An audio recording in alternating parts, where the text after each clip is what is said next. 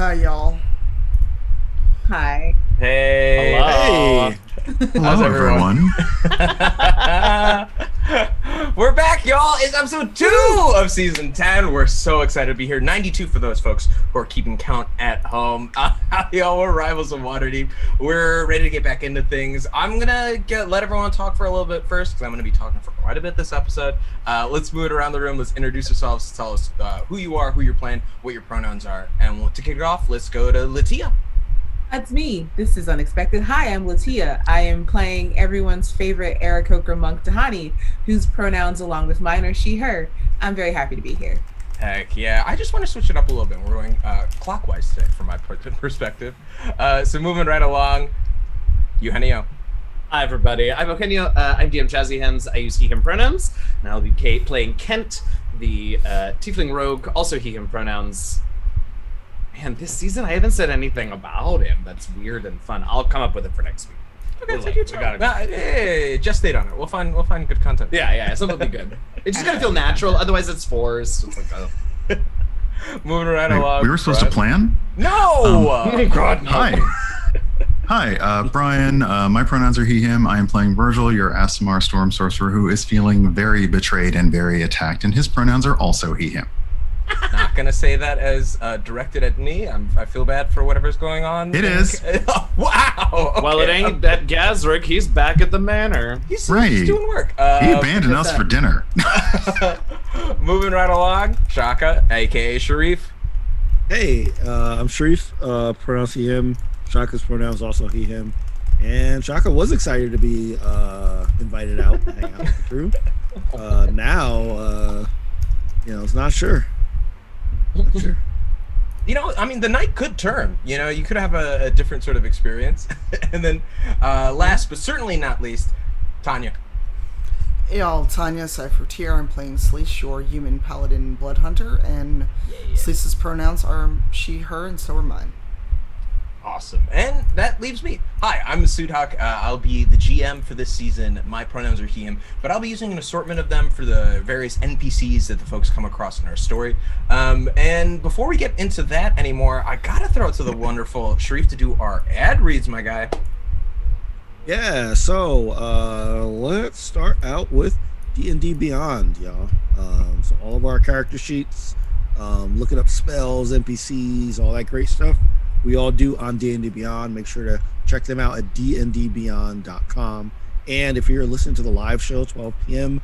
Central Time on Sundays, we will have a code in the chat where you can win some cool bundles of stuff from them. So if you're listening to the audio podcast or the VOD, you're missing out on some giveaways. So make sure to drop in and see us live there. Our dice trays and vaults are provided by Wyrmwood. It's WYRM Wood. And if you go to wyrmwoodgaming.com, you can use the code RIVALS for free domestic shipping, as Eugenio is showing off. Also, we are proud to be sponsored by Die Hard Dice. You can check them out at dieharddice.com and use the code Gazrick for being murdered at a bar. Oh no, for 10% off of your order. That's the game bleeding into the edge, y'all. We'd also like to give a shout out to Eldritch Foundry. If you use any minis in your campaign, make sure to go to eldritch-foundry.com and use the code RIVALSDND for 10% off for some geeky swag and associated stuff, shirts, mugs, masks, all that kind of great stuff. Shop.stormcrow.com and use the code RIVALS, 15% off of your purchase there. If you want to sound so silky smooth like the Rivals crew, check out Blue Microphones, crew.bluemic.com/rivals. Make your purchase at that link, and we'll get some credit for that purchase as well. And we will also have another code for a chest in Idle Champions, where Shaka has been added a few weeks ago. So it's free on all platforms. It's literally everywhere. Every phone, every console, PC, Mac, maybe Linux, who knows. It is everywhere. So I'll make sure to check out the code for that and get you some loot to outfit Shaka. So check it out. Thank you. I think that's all of them. And I think that leads us to the honorary whoosh captain. LaTia, would you guide us in the ritual, please? I shall. One day I'll have a hat. Ooh, I like that. All right, everybody. Previously on Rivals of Waterdeep. Whoosh. Whoosh. Heck yeah. Previously, what happened, guys? I'd love to hear from you all what occurred last week on in your unbiased opinion. Tell me what happened last week. I don't know. Betrayal? You tried to Good. murder us. I didn't try to murder you. Some would say revenge came upon the rivals. I mean, I honestly never done anything wrong in our lives. I thought we were having such a great episode. We were back at home. We were kind of enjoying things. Brian had massively increased mobility. Duo was surprisingly effective until we found out that it wasn't Duo who had been super effective, but that he let someone up in our house. But he got a good discount. We got a good discount on Get it. a good discount. Yeah, that's really the only thing. That only appeals to Gazrick, not us. Yeah, and like that was the Langitons, Langdon. The The pangolins. Pangolins, right. The Lavagulons. Lagavulin is that? No, Oh, the no. Langolins, the Langolins family. Yeah. Langolyn. For folks who are trying to figure out how to And that spell. alwa's got the accent. Like gold. Yeah, and like I got the sense that they were kind of like new money. Yeah, Like, you're they were absolutely new- right. Yeah. They're new money. They made their money in textiles and shipping, and as opposed to some of the unsavory methods that some of the Right. old families and rivals got their money with. Right. Yeah. So we we're kind of questioning Duo about that. So From what you had been told from them, it had been like the Langolin family are trying to become the new sort of lords of the South Ward. South Ward, yeah. Where you guys are located, and because of that, they were trying to make their number one tourist attraction of the neighborhood even nicer. Yeah. Yep. Yeah. So we did that. We found out that Selise gave Shaka the golden scale that he got from Ashbourne last season. Mm-hmm. It was a bit different. It was off weight. And Shaka used some arcana to find a message on there that basically said that somebody had taken the real version and that I needed to meet them, but it was not at the place we ended up going to. It was the blue. Hold on, let me get my notes. Mermaid? The blue something.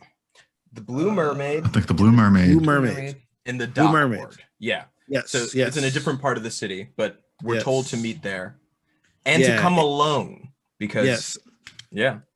Yes. So like I haven't told anybody in the party about it because I plan on kind of like sneaking off kind of late at night, or doing that on my own to see what's up with that. Heck yeah. And Speaking of Tahani individuals with plans. received an interesting missive from her good old buddies, the Castellanters, who, if you will remember, is how she met the rivals, telling her that she needed to come back and report. So yeah, that's a thing. Still on the clock. You're still on the clock. Also that there was new management. Right, new management, that's important. Mhm. It's like she left and forgot to clock out, and so she's been clocked in for like 6 months. Like, oh, this is an exorbitant amount of your time sheet. You need to sleep. What's this? You need to take a lunch. We can't We're gonna build this to overhead. It'll be fine. Yes, that is. I think that just about covers it. And then you guys got a discount from Gazrick found in his mail a 50% off food and drink at the Velvet Turtle, which is one of the premier taverns in the Traders Ward. And it's, you guys had been hearing it. Gazrick really sold it, like he really wanted to go, but never had a chance. Yeah. I'm sorry, what ward? Traders Ward. I said it really fast, and I was like, it sounds like Traitors Ward. No. Oh no! Traders I just figured. Ward. I just Yeah. figured Masood, as the GM, was referring to himself when he said that. Is all I'm saying. Okay, I'm just like, Wow! Wow! Mhm, mhm. All Jay, right. you see the disrespect. I just wanted it to be seen. I appreciate it. But, Brian, that face, those wings, perfection. Yeah, that is perfection. well, and is that good for enough of a No, previous I job? well, I mean, there was a huge We did get identity into of a person. something of a fight. What? you, What? Yeah. Oh, did I you forget? skipped Did I over a forget? major reveal. Did I forget one portion? Oh, okay. What was that? What was that, guys? I mean, we were eating, right? It was Okay. cool. You know, someone was staring directly at Selise. Selise returned said stare. It was the I remember these names. The Wither. Wait, I got him here. The Hawkwinter. Oh, the Hawk Hawkwinter. Winter. Yes, yeah.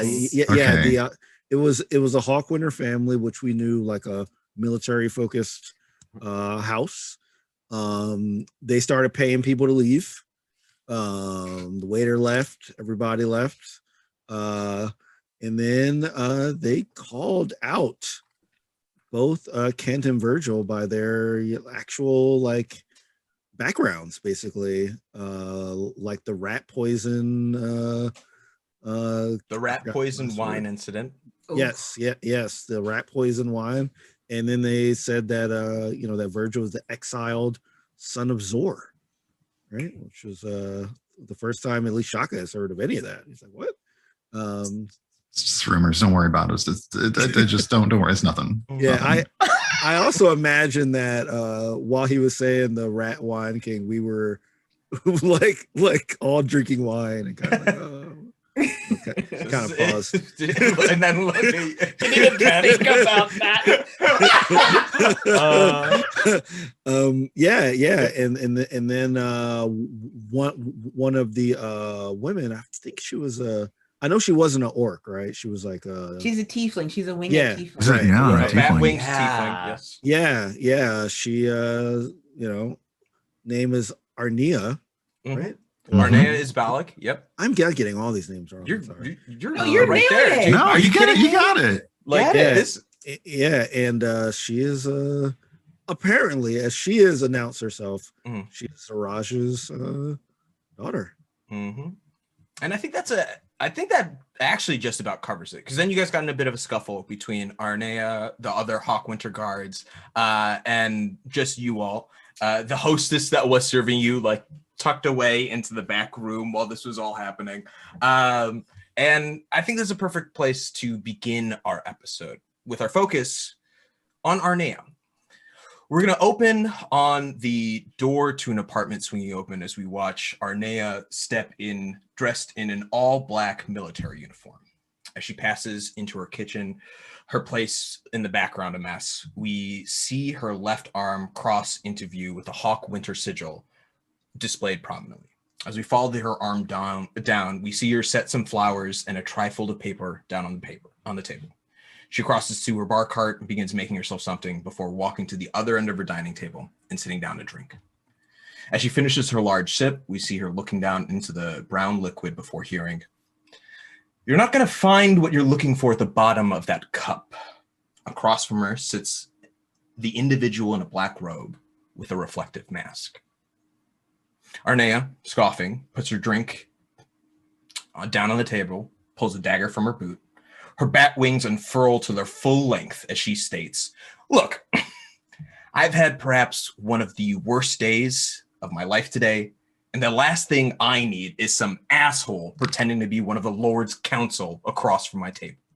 As she begins to hover above her chair. The reflective man brushes aside their cloak, moving their hands forward. "I can promise you there's no pretenders here," as they stand and walk to the bar cart, making themselves a beverage. "And as for what it is, I'm sorry about and for what it is, I am sorry about your bad day. But I'll also tell you, I have the path to perhaps your greatest day ever," as they slide two folders walking back across the table. "Arnea, eventually hovering down, sticks the dagger into the table, standing straight up, folding her wings behind her back, begins to read the documents, which contain, as we see, a sketch of Kent and a sketch of Virgil. Looking up, she says, okay, I'm sorry. I don't know what you heard, but I'm not a bounty hunter, all right? I'm just a sergeant. Now, Arnea, you and I both know you're more than just that. And soon, you'll be a general. I think if my math is right, by next week, you will be, actually.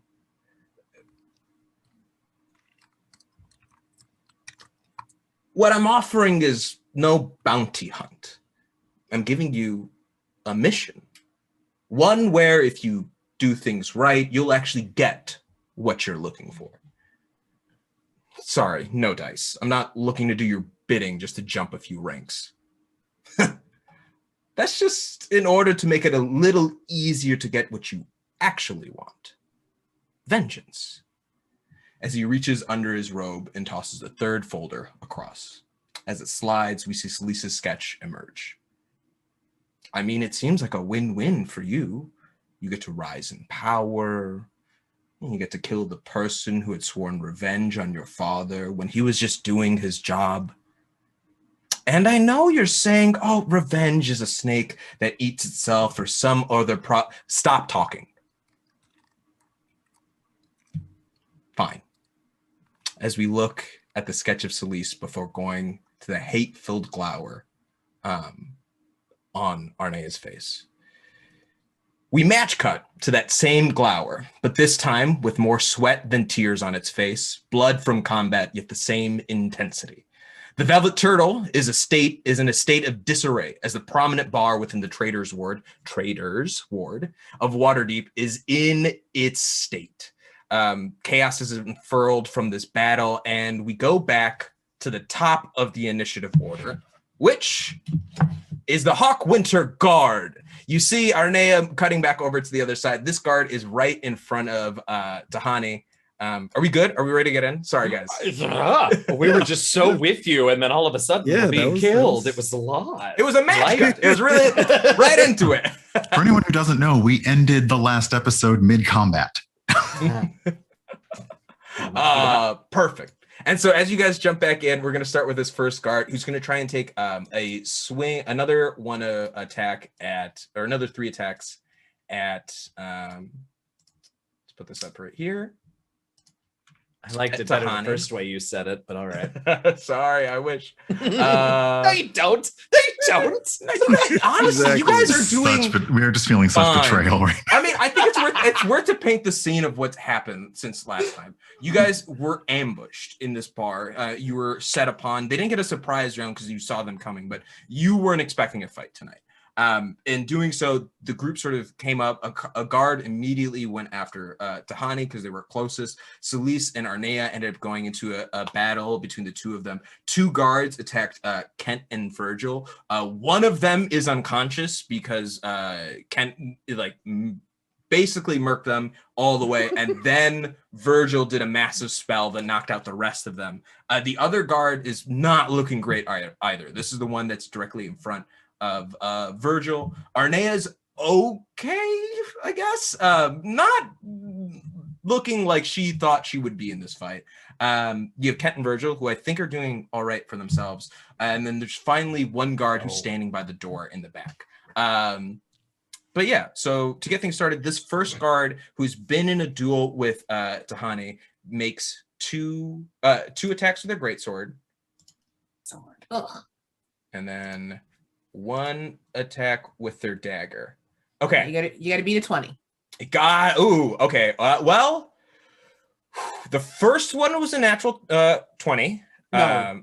And then the next 2 are 13 and 17. So those so only one of them hits. Right, but I didn't say you had to roll a natural 20. I just said you had to beat one. I know. And I looked at it and unfortunately my odds, 2 of them didn't beat it. So I'm like, crap. Well, at least one of them did. And you get hit for 17 points of slashing damage. Okay. And yeah, that's their turn. Followed up by Selise. You're in a duke with Arnea. Last we left off, you'd been going sort of slashing back and forth at each other. What do you want to do? Am I in touch range? Yeah, you're in melee combat. You're like definitely within 5 feet of each other at this point. I'm gonna use inflict wounds. Ooh, heck yeah. Because she has annoyed me. So I just need to hit her. Let's hope the dice do not betray me. Okay, let me pull up her AC real fast. Yeah. Tell me what you roll. My bad luck continues. That was a nat 1. Ooh, unfortunate. It does not. What happens in this moment? I reach out and try to grab her and inflict wounds, and she just leans aside, and I whiff. But I get 2 attacks per round. There you go. So I'm just gonna pull out my blade. Okay. So I think that's actually fun. You like go to inflict wounds on it. She dodges, but you're ready to feint with like it was. Yeah. One smooth motion. That is so much better. That is a 19 plus 8. That is a 25. That'll do it. 26. That'll do it. I'll tell you at this point, a 19 will do it. Her armor class is 18. You guys have gotten a few hits on her. So much. Yeah. All right. So I'm just gonna roll on D&D Beyond. Go for it. So you keep track for me. So 10 damage. Nice. 10 damage. Oof. You and this is your attack. So you take your double-bladed scimitar. Cut it across as she got out of the inflict wound. She was able to dodge that spell, but wasn't expecting the follow-up attack as you land a direct cross across her gut as she starts bleeding a little bit from the wound. It seems to not have gotten very deep, but she is bleeding more than she was before. Good. Let me keep track of how much health she lost. -10. Cool. Awesome. Is that the end of your turn? Yeah. What does she hurt me in this round? Not. I guess it's the new initiative order. I think from the last round she did attack you. Did she? Has she? I believe she might have hit you and done damage. Yeah, because you rebuked last time, didn't you? Yes, yeah, you that's did what I was trying to. rebuke. I was trying to remember. Because it was dope. Yeah, you did. That was, you definitely rebuked. Actually, if Hellishly. that. Oh no, that is a spell. That is not a cantrip. I thought I could use Mystic to get another attack in, but that I can't. Not this round. I'm just gonna basically be defending. But if she attacks, I will get an attack of opportunity. Perfect. If she moves out of your range, you're absolutely right. And moving right along after Selise in the turn order is Tahani. Really? Yeah. Okay. I now remember how bad the rest of us rolled on this initiative. I'll tell you the numbers that you guys went against. It went 21 for the first Haque Winter Guard, 20 for Selise, also 19 for Tanya, and then 19, 19, 17. And then it went 8, 6, 7, 6, 5, 4, 3, 2, 4, 4, 4. It's fine. We don't need to go. It's fine. It's okay. It's fine. But yeah, Tahani, you're up. Cool. There is an individual in front of me. Just took a nice slice out of you of 17 damage, Yeah, how dare he? I'm gonna switch it up a little bit. He's got a sword. I've got a sword. I'm gonna pull a scimitar that no one has ever seen me use off my back, and I'm gonna go 2 slashes with that. So we'll see how that works. Oh, heck yeah. Suddenly between the feathers, you see a blade just like push itself out from behind. And right? Where did that come? Like Wonder Woman style. Yeah. I almost think it was like it's just like your coat is like a goose. It's so thick that there's something in there that you can like almost molt out of yourself. Right. All right. So that first attack is a dirty 20. That'll hit. All right. I think I told you guys because you guys hit them last time. They're 16, right? They are 16. Okay. Yes. Perfect. They're wearing breastplate. Yeah. That's gonna be 10 points of damage and a Constitution save, please. Ooh, 10 points, big damage to this guy. And this is the one that you've been scrapping with, right? Mm-hmm. Okay, cool. And then a Constitution save. He has a +2 on this roll. What is he trying to beat? 17, I believe. Okay, let me tell you. He does not do it. Gets an 8. Oh, Oh dear. Is he This stunned? gentleman is stunned. Oh, you as he watches a blade appear from nowhere. This is your first attack, right? Yes. So now you got the second one with advantage. So go ahead, please roll that. Very good. That is it's 29 to hit. Yeah, I think that'll do it. For another 7 points of damage. Nice. Very good. If I remember correctly, you said how many other guards are there aside from Arnea? So, okay, I'll tell you the exact number right now. So there's the guard that you were fighting directly in front of you. There's a guard dedicated to Arnea and dedicated to the Haque Winter guard that's also there. And then there is one guard. So there's two guards that are right in front of Kent and Virgil. Shaka doesn't have a guard directly in combat with, but there is a guard at the back of the door. Essentially, there's like a one-on-one situation, except for Shaka, who's left alone, and the last guard in front of the door. Okay. Then I'm just gonna deliver 2 more unarmed strikes. Since he's stunned, I can move away from him without provoking. So I'm gonna like pivot over to the 2 guards that are harrying Kent and Virgil. One of them is unconscious, and one of them is fairly low. So yeah. Well, then I'll just focus on the one, because if that one's unconscious, I'm not gonna worry about him. So the one that is conscious for 2 unarmed strikes. Nice. One of them misses. They both miss. Okay. He's sort of sees you moving really fast as he watches his buddy get clocked around and dodges quickly as you throw your fists up. Rude. But you see he's clearly becoming pinned in a 3-to-1 combat comparatively to the rest of the fight. And speaking of which, it's his turn up next. He sees that all 3 of you are basically closing in. I believe, Virgil, you are 10 feet away from him, so you're not in direct range, but Kent is directly right next to him, and so is now Dahani. He's going to take his... What's he going to do? He can't use his pack tactics because he doesn't have any creatures nearby because his buddy's hurt. So I think he's a coward, and he's going to use his act. He's going to try, and he doesn't have the. I wonder, can he use his action to disengage? So he's going to try and disengage. He's going to carefully duck out and move behind his buddy at the back, who you stunned, to try on his next turn to help him recover from his stunned state. So that's going to be his move. Moving right along is going to be Arnea. Arnea looks and sees the state of the fight that's happening in front of them, watches as one of the guards is badly hurt and stunned. One of them's unconscious. This other one is staying on his feet. Last one in the back, and is going to hold her action, moving to Kent. It's pretty obvious that Arnea is the one in charge here at this point, yeah? Yeah, 1,000%. Okay. You can give me a perception check. Just sure. Yeah. Sure. Nope, that's persuasion. Oh, right, it's the one I'm bad at unless I talk to the spirits. That's a 3, so maybe it's not obvious. 3. You know what? You think I would say... That's fine. That's okay if it's not obvious. I got another target to go after. At the very least, this person's the mouthpiece. It seems like this person's doing a lot of talking. Someone might be pulling the strings, but this individual right here, yeah.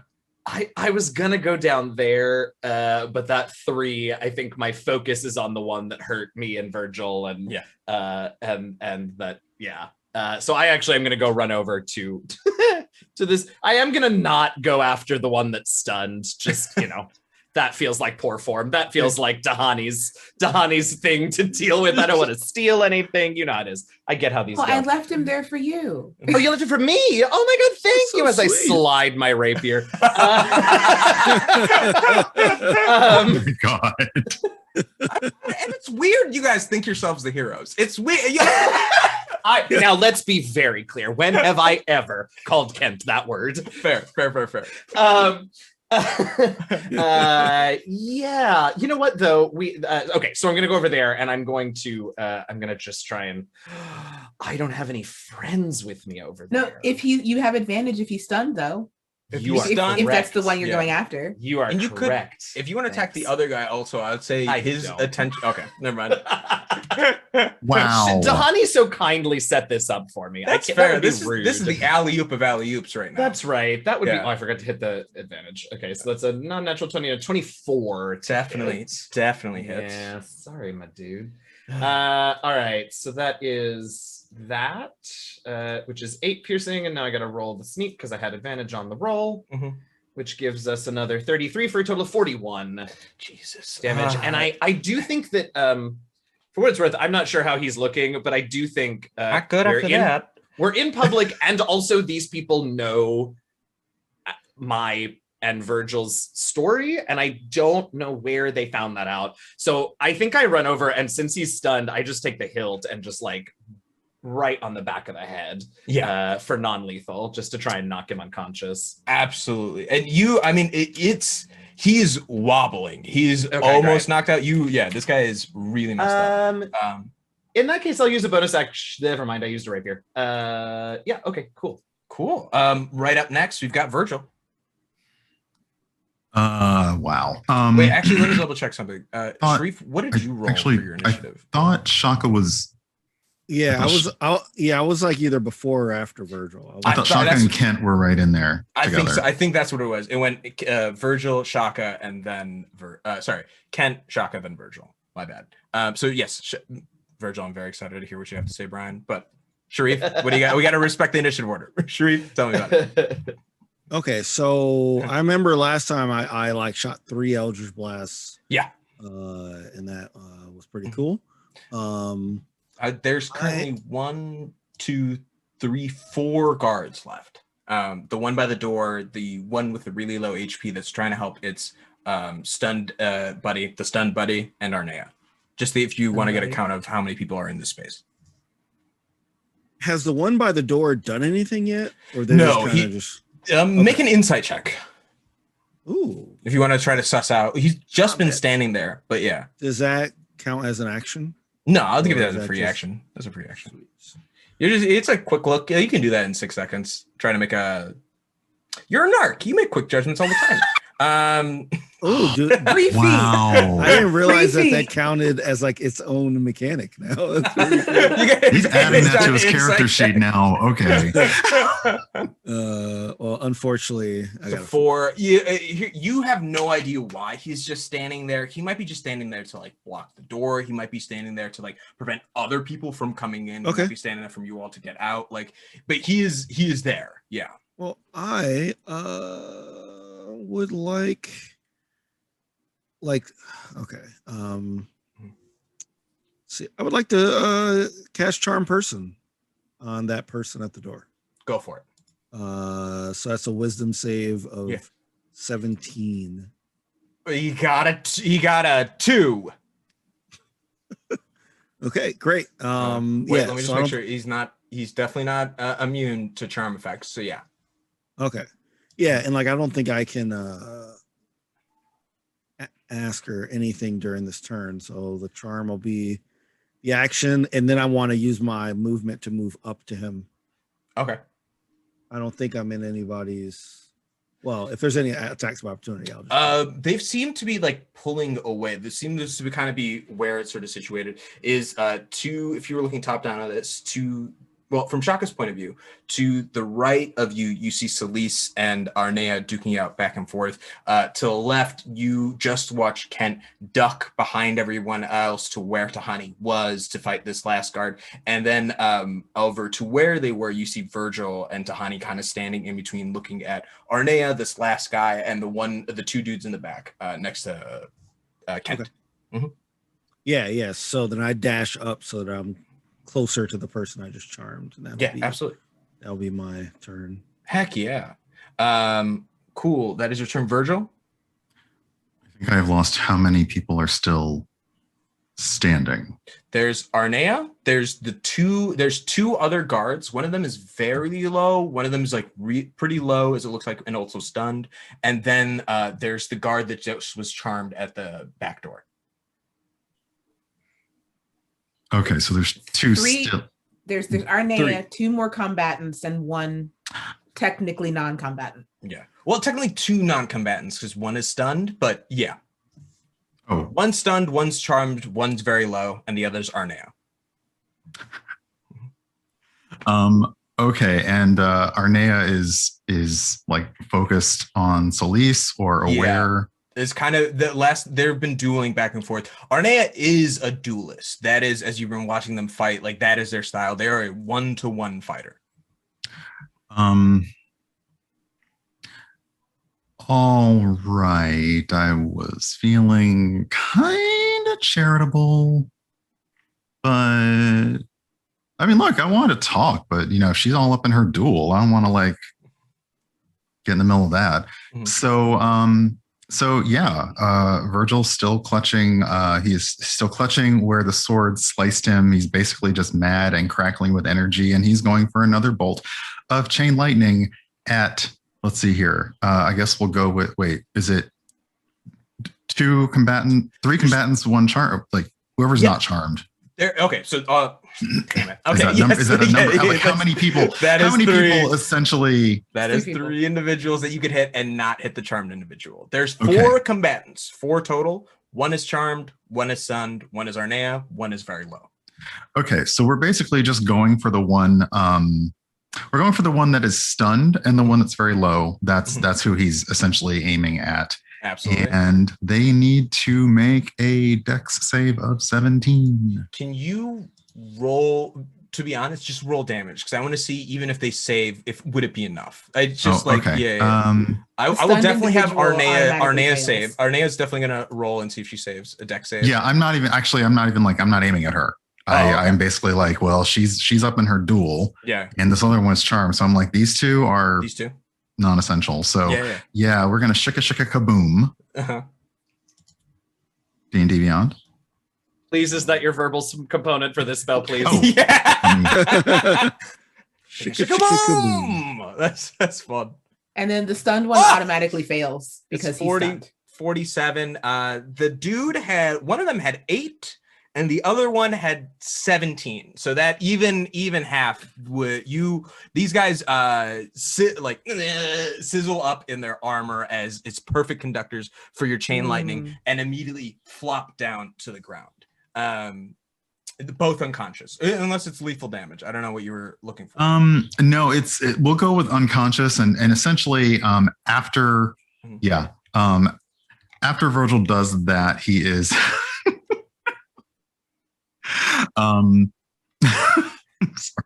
so bad. I'm sorry, LaTia and my reaction to non-lethal lightning damage was everything. I'm like, is that a thing? Is this are we doing the toad getting struck by lightning? I don't like what I remember from high school physics is that it's the current that will kill you, not the voltage. And so you could measure how much current. I imagine you're a skilled sorcerer. You might affect of how much lethality. Physicist. Yeah. Physicist. Shareef's got us. I know. That was the other thing. Was I was sure there was a science explanation for it. And yeah, Virgil again.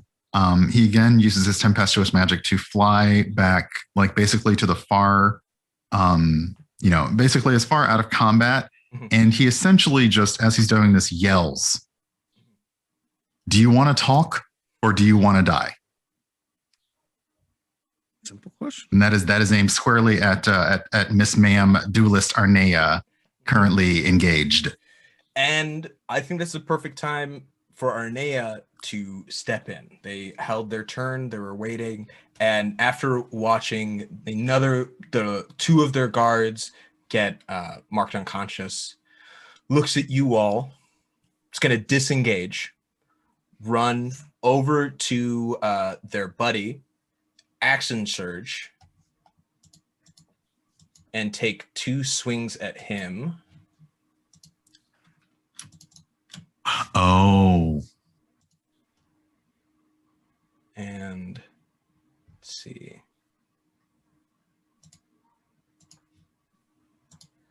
First one's a 17. It's enough to hit. Thank you, Shareef, for also being confused because clearly Brian knows what's happening and I don't. 12 damage. He's gonna try. I believe with charmed effects, once they get hit, they have a chance on that moment to break out of it. And so now he's gonna try and break out of that before, sort of as a reaction to that. This guy hasn't gotten hit at all, and Arnea sees it. It's like he can get slapped a little bit. And Vicious. Wait, I'm kind of into this. What is this? Wow. What is the save on? It's a wisdom, Charm? right? Yeah, it's a wisdom 17. And do they get advantage because they were get hit, or was it just like in a reaction? I didn't see that in the. Read it out to me as a. No, I want to say beginner GM, but someone who's always willing to learn more, and Yeah. So, you attempt to charm a humanoid must make a wisdom saving throw and does so with advantage if you and your companions are fighting it. So actually didn't give them advantage. So I guess he wasn't really engaged though. So no, he hadn't. No one had hit him yet. No one had attacked him. But I'd say with this one, he's going to try. Yeah. If it fails the save, it is charmed with you until the spell ends. Or now here's the thing. Or until you or your companions. Oh, perfect. Yeah. I love us. That's so really good. I don't think he gets the. I don't think he does. Arnea running back slashes him and begins to try to drag him out the door. It's gonna be the bandit's turn. He rolls a natural 20. I shit you not. I really gets a nat 20, and you see it. He looks at Arnea and says, "Plan B," and she says, "Yes." And look, Arnea turns to you guys and says, The war is what you'll lose." As they pull out the door going, "The rivals have gone mad! The rivals have gone mad! They're attacking us guards! They've ruined the turtle! Get help! Get help!" As they call out, cut, bruised, and bloodied into the courtyard. Dare you? Excuse me? You guys are out of combat. Oh, well. Thanks. Oh, thanks. Yeah. Oh, okay. Yeah. Okay. Can we take hold stock? on a second. Wait. You said we're out of combat? Yep. Oh. Anyone can make a perception check if they want. Can I, while we are making these checks and sort of gathering ourselves, can we just take stock of do we actually kill it? Are there any bodies left in the turtle? I can't remember. I don't think we actually killed anyone, but I don't remember. Everybody is unconscious guards. Okay, great. And one of, I will ask, one of them is going to be up to Virgil because you did the final blow on your last spell. So unless you intentionally did lethal damage on the first one that was stabbed by Kent, yeah. Okay. Well, in character now. Yeah.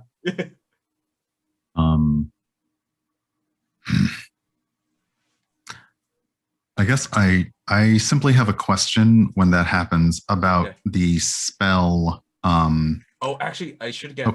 Sorry, Shareef, you do have an attack of opportunity on either Arnea or this guy as they're running out. I was like, shouting I'm pretty this. close to. You are absolutely within both of them. She entered your threat range. Please, if you want to get one in, that's your last reaction. Yeah. And that's just like a melee, right? Yeah. It's a melee one, unless you have a spell that you can use. And I don't think you can. No, not necessarily. There's a feat that lets you do it, but without the feat, it's got to be a weapon. Yeah. Thank you. Yeah. Okay. Yeah. So let's use our short sword here, then. If you want, you could try grappling the court. No, that's not going to do it. No. 6. So. Cool. They duck, shouting the rumors that they're spreading about you all as they enter into the street.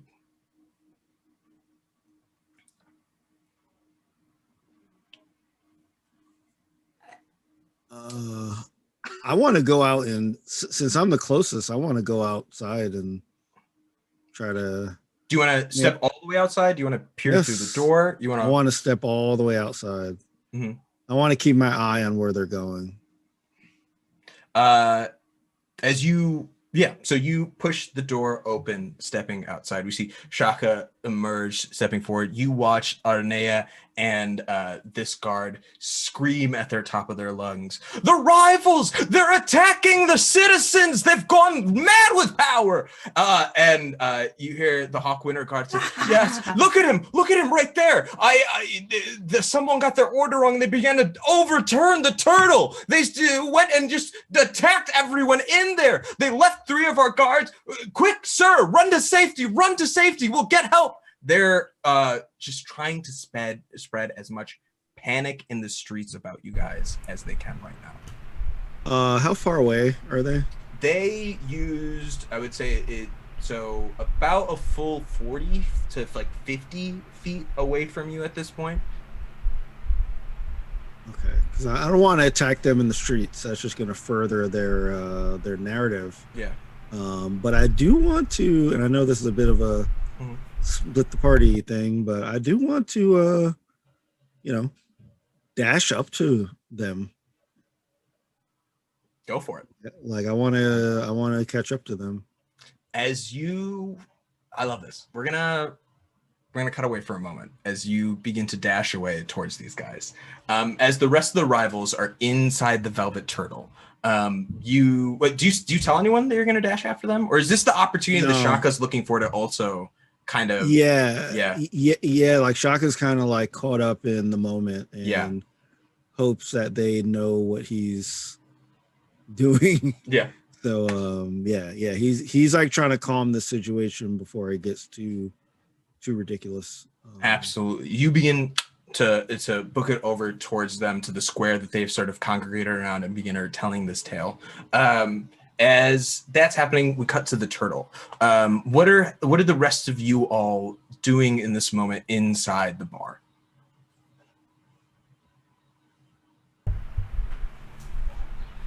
So my nemesis is outside.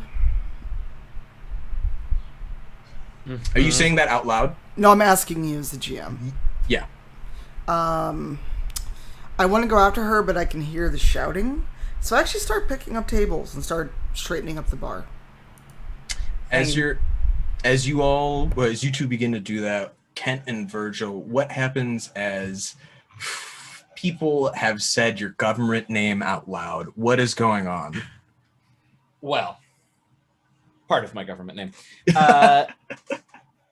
I think Kent is now in like uncomfortably familiar territory and goes into crisis management mode.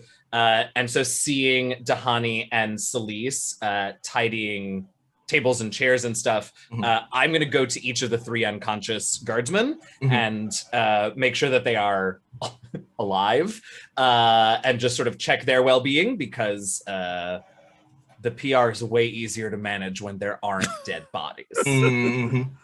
As you all begin to tidy up the Velvet Turtle, you hear the door from the back room open, and the hostess walks out and says, "Is it over? Is it done?" Oh. Looks around, sees what's happening hears what's happening outside, and the shouts that are occurring.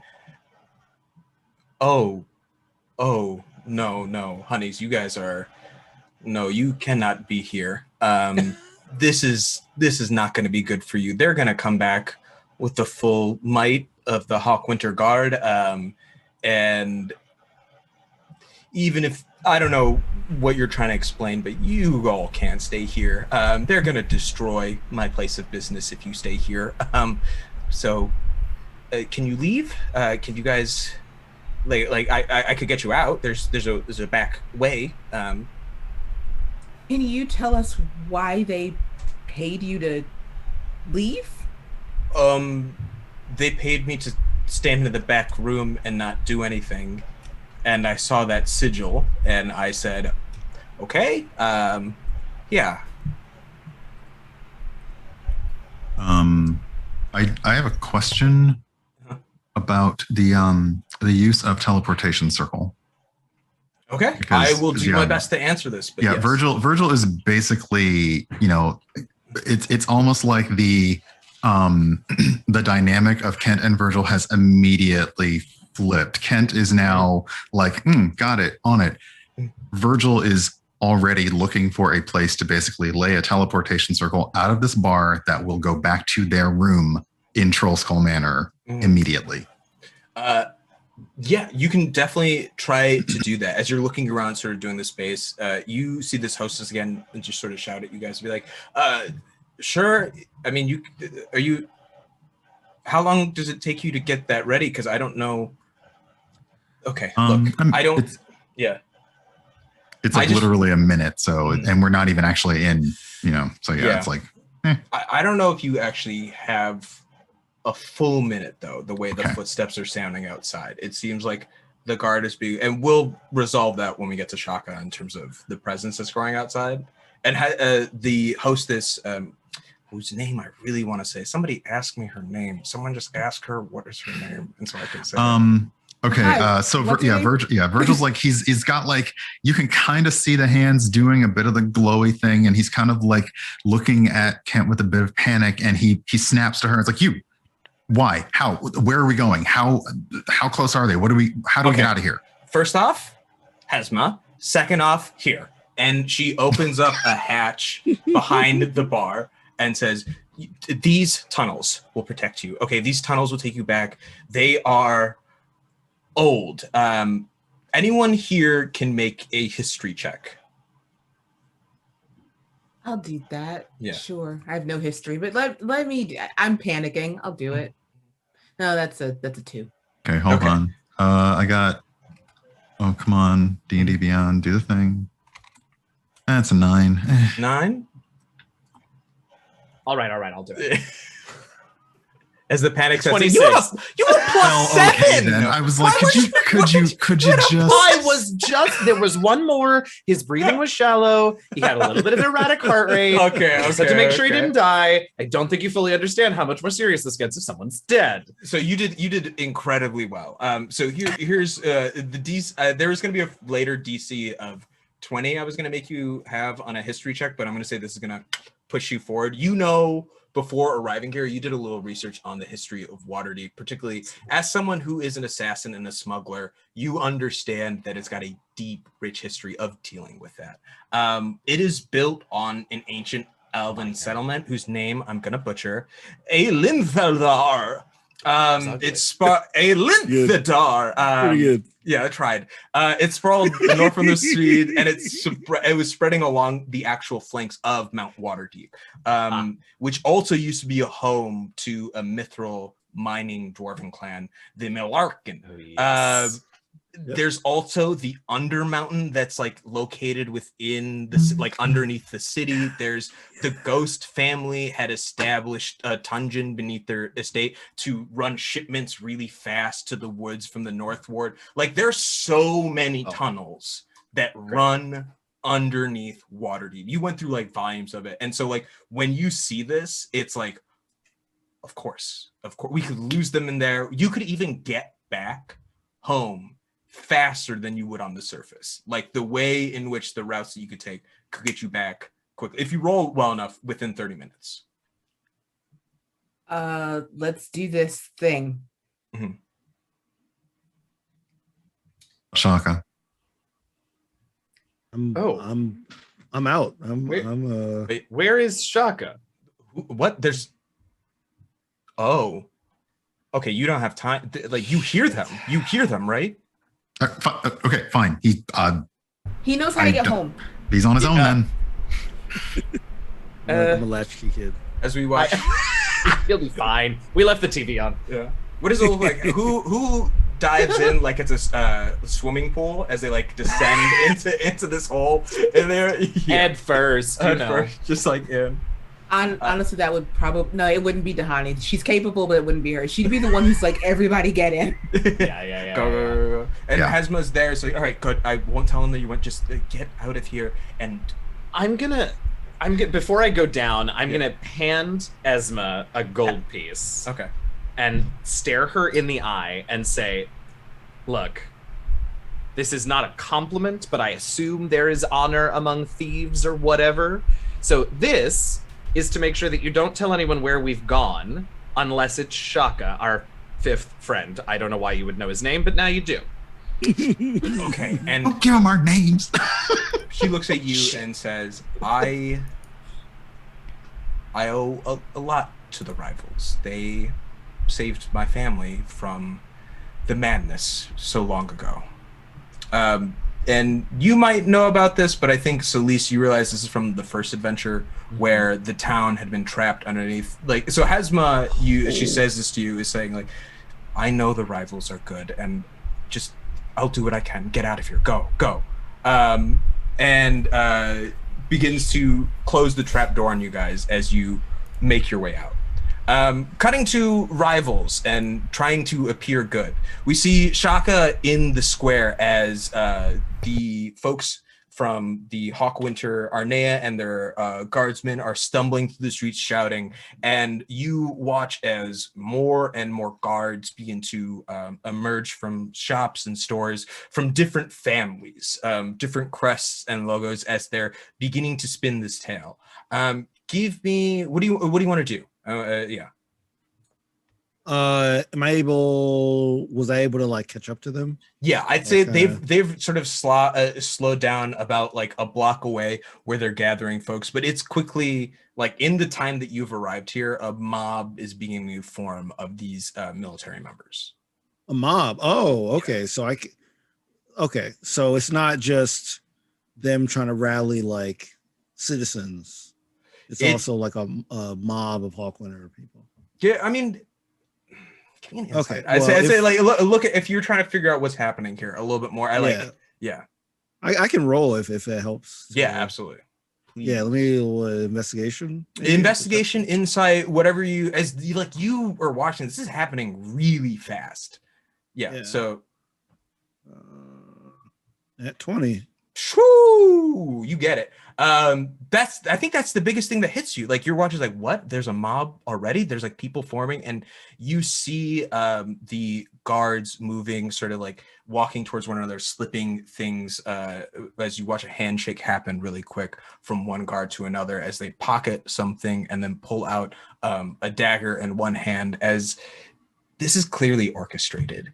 Like, there's a reason why this was plan B. The idea was like, either you guys were going to get beat up and dealt with in this bar, or public perception was going to get made so bad that the moment you stepped out and tried to resolve it, it was going to be an uphill battle. And you see this move sort of gathering together as Arnea, the general of this ragtag assortment of collective of people that have now arrived, begin pushing back towards your direction. Okay. At this point, I am going to run back to the Velvet Turtle. Absolutely.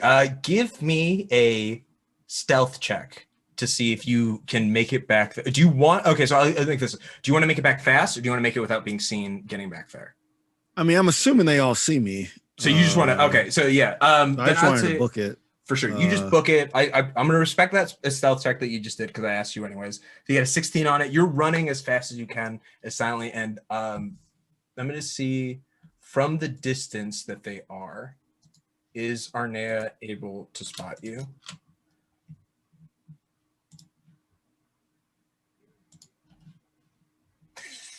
They got a nat too.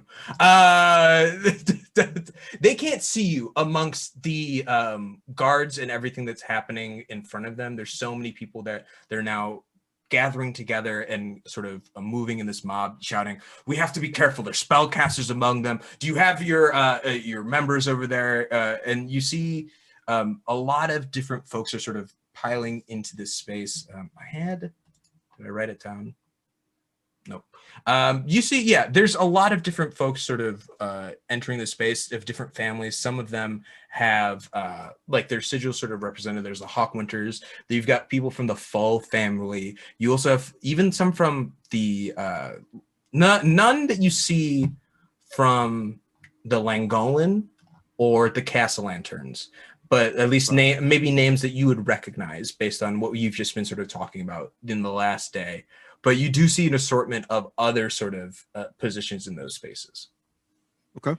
And there, as you run back to the turtle, burst through the door, you watch as Hesma is pushing the latch shut to the under thing and standing on there, like, oh, it's you. Are you Shaka? You're Shaka. Come. And like quickly pulls open the door real fast. It's like, quick, before they get here, go. All right, I'm gonna head in. Mm-hmm.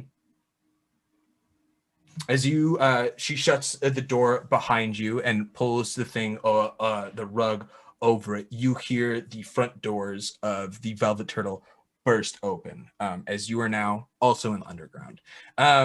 What's going on with, what has been happening with the group before Shaka drops down next to y'all?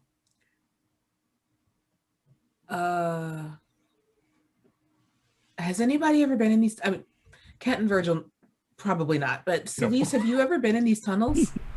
No. Why would I be in the tunnels under the bar? I don't know. I just mean the tunnels generally. I don't like tunnels. That's good to know. I'll file that information away for later.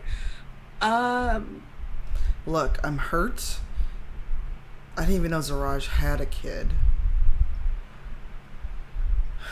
And I look at Kent and Virgil. Are you going to explain? We want to get back to the house? What's happening? Yeah. We should get back, but... Yeah. And trust me, I'm not judging you. Oh, no. I just No. want to know why these people decided today was a good day for this. Because I didn't get my drink, I didn't finish my steak, and now I'm really mad. How do we know that they won't be waiting for us at Troll Skull? But if we're coming up through the sewers, we can get the advantage because they won't know we're in the house. Tactics.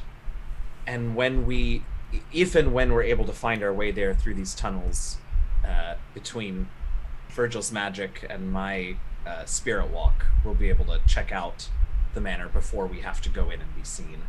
We can make sure it's clear for us. And that's the obvious place to go, so if they do show up with us, at least we're on our home territory. I have more weapons there. Plus, once we're there, we'll have a better idea of how to navigate the rest of the city from that central point. I mean, I imagine you all have a sense of where things are from your home base better than probably Virgil and I do at this point. The tunnels seem not, like, are they fairly like laid out like city tunnels, or is it like weird labyrinth? It's hard to say. Based on the history check, I'd say Eugenio, do you ask that out loud, Brian, as Virgil? Yeah, Virgil he's essentially been looking around and is like in his weird panic bother, he's kind of staring upward and he's doing the things where he's like, I think we were here and I'm not sure what direction to even move in now, but we need to move. I'd love if you folks who are down here, Eugenio, there was 3 skill checks I want you guys to make in order to like navigate this underground. And Eugenio nailed the history already. So you know a lot about the history. You know about sort of what's underneath here. You know through your research about before you arrived here about like sort of of course you don't have a blueprint. Like you don't know like the actual layout, but you know of it and its importance, and it can get you from one place to another. I would love now to get a survival check to sort of figure out your bearings while you're under here, an intelligence check to then sort of reorient yourself based on what you think is about yourself.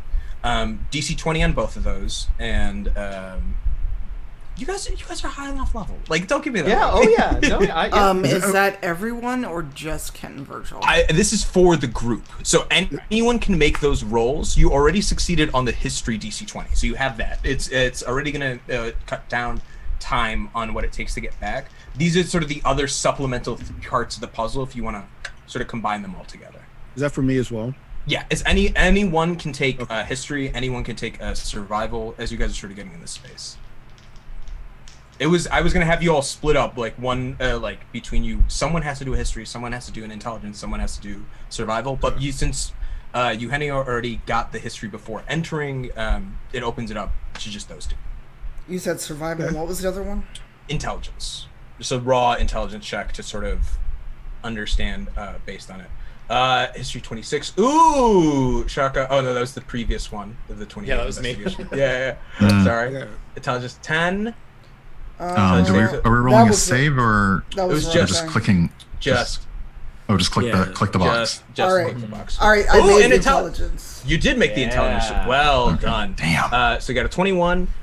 No one passed the survival, right? Tahani, you Do we want me to make? I mean, I did the history thing, so I wasn't rolling any of these. I can roll it, but someone else can, because the way the digital dice are, I don't trust them. I mean, there's a tactile sensation versus. Okay, survival 16. Yeah. I'll take a stab. Yeah, I'd say everyone can try once. That's ugly. That's the thing. Yeah. No, not getting that. Oh, I got a 21 on survival. 21. Well, Okay, the 29 by Ken. No, but ignore that. Yeah, that's not. That's not. But no, I Didn't think you had the history one locked in. Right, As you guys are right. figuring out and walking through this place, Ken, you're describing a little bit of what you know from your books about it, like what's going on. Selise, with your intelligence check, you're able to orient yourself accordingly to like the map above, even when, as you watch, your natural compass is very good. So as the tunnels begin to bend one way, you know, in fact, that it was about to sort of move you're crossing streets above because of the direction the tunnel's moving and sort of keeping pace with your feet on what it's relatively supposed to be. And then finally with this survival check, Shaka, you look on the sides of these tunnels as Kent is talking about their history and realize they couldn't have just done this one memory. People who are navigating this, these like the ghost family who's like running trade illegally underneath the city to go fast, like all these people who are using it had to have something. And whether it was your time in Avernus or sort of navigating and understanding different languages, you begin to make out a series of etch marks on corner junctions and sort of see sketchings that begin to, through ancient Elven, understand their language sort of linguistically. Like the numeric system is similar enough in script for you to understand what would be a number system based on cardinal directions. So like even though it's labeled tunnel 20 and the one next to it labels 2021, you know above it would correspond to let's say Magic Missile Boulevard. You know what I mean? Like how it's sort of you know how the streets in Waterdeep are. Sure. I think Magic Missile Boulevard is Magic Missile Boulevard, man. It's a good time. Totally believable on there. But yeah, and so you guys are able to make it back. You beat all three, so you're able to get back in 30 minutes. You're able to, like, it is even faster than it would have been on the surface, which is maybe a benefit for you all to lock away, that there are tunnels to quickly get around. But what do you all do in this time? This might be a place, Kent, Virgil, Selise did ask you all a little about what's been going on. Is this a moment where you guys share a little bit of your history in that same capacity? Shaka, do you share a little bit of what's going on, or do you keep it close to the chest, especially perhaps with the surprise of the reveal of backstories you weren't aware of?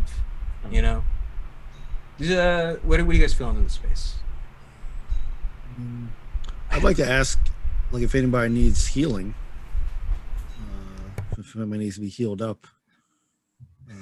Tahani took a slash for 17 damage, hand few still of us- down. Good. It's totally good. A few of us are like we're walking it off-ish. Okay. Yeah. Well, if like anybody wants to be healed, I can heal anybody. I have 16 d6s that I can Holy cow. that I can use 4 at a time to heal someone. So who wants healing? Okay. All right. So I'm gonna do 4 d6s here. As Shaka is prepping this, Virgil kind of gives him not like a mean look, but a pointed like, "Where did you go?"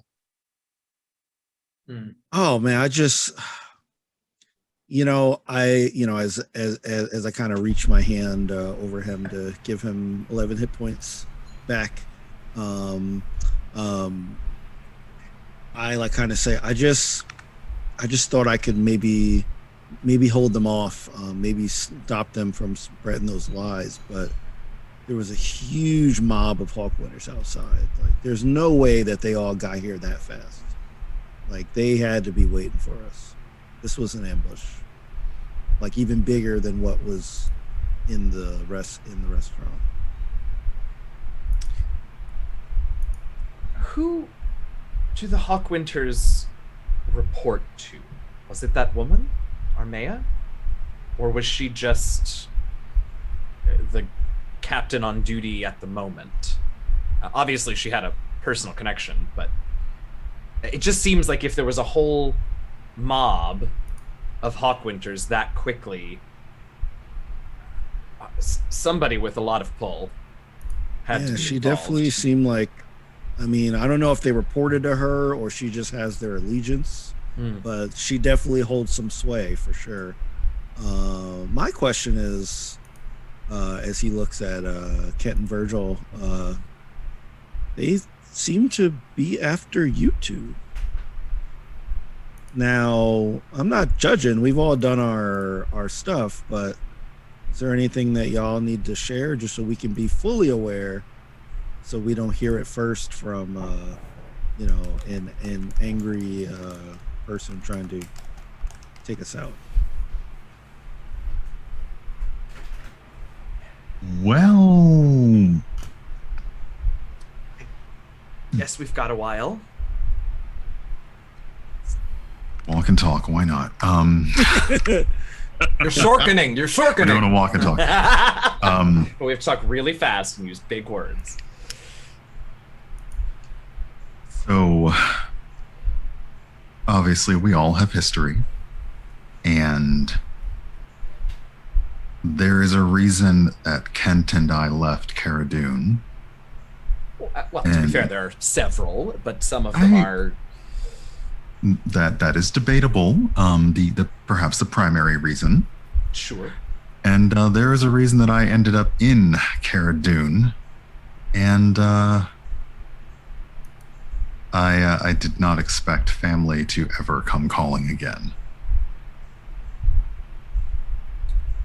Family? Are you related to the? Did you know anyone there? No, but they knew my name. No one knows my name. I'm actually not even sure Kent knows him. I mean, Eugenio didn't, but I don't know about Right. So yes,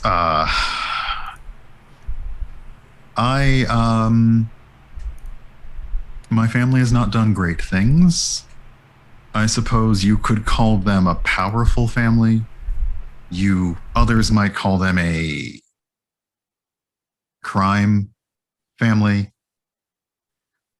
It's really down to interpretation, to be quite honest. But it was something that I was unable to be around and engage in. And the moment that I had the first chance, I left and never looked back. Which is all that should matter. Okay. So I, on the other hand, had a little more direct hand in being recognized, I think. You ever feel like you just have to do something? I don't mean like a specific action or event, but like, musicians sometimes say they're called and have to make music, even if it's tough or difficult. And some adventurers say that. And I guess I'm sort of one of them.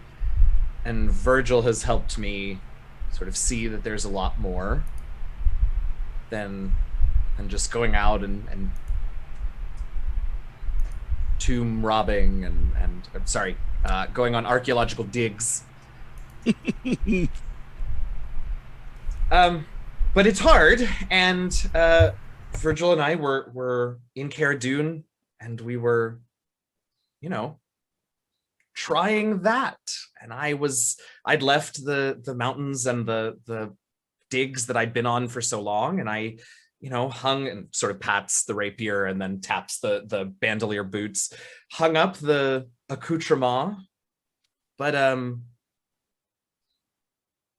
it always sort of felt like a waste or like an itch or like a something.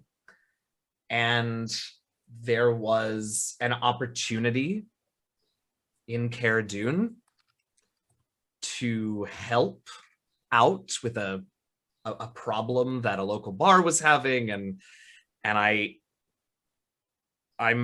might have been a little overzealous in trying to deal with, in retrospect, a fairly minor problem. And that lot might still be uninhabitable by living things.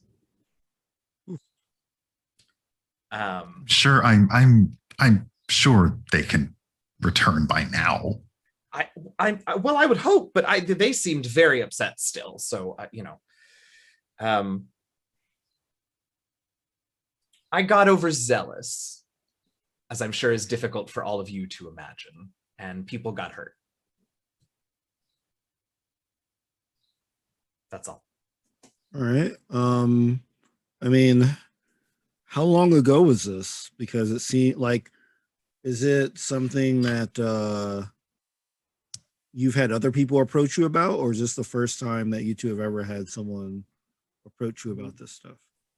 No, I mean, we left Cara Dune and met up with Selise while she was returning to Rival's End, right? Revel's End, not Rival's End, Yeah. Revel's End. Almost. Close. Almost. It was. That's right.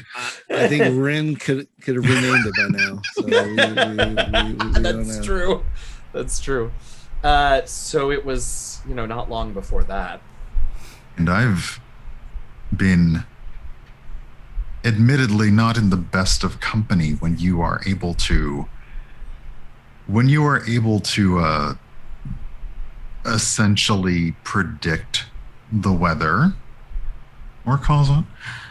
You tend to be favored by a lot of seafaring folks that have reason to not worry about someone's background, where they came from, where they're going, or even who they are.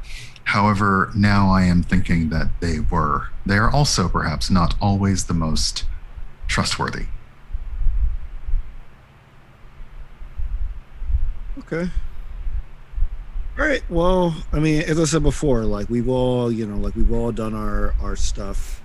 I guess we just got to make sure that we know it, so we can, so we're not as surprised and shocked in the moment, so that we can, because as I said before, if Selise trusts you, like I trust you. The question is, Shaka, you haven't seemed to trust me since I got back. I trust you. It's just sometimes my sense of worry sometimes does get in the way, though. I agree with that. Worry and trust are two different words. You know that. You're a well-read man. I do. Well, I know that rationally, but emotionally, sometimes it's proven to be a bit more of a struggle than I thought. Really?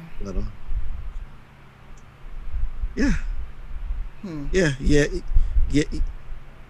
Yeah. I can admit that this is a safe space, and he looks around at this, dark tunnel. The dripping water. Stabs a rat, Navigating in.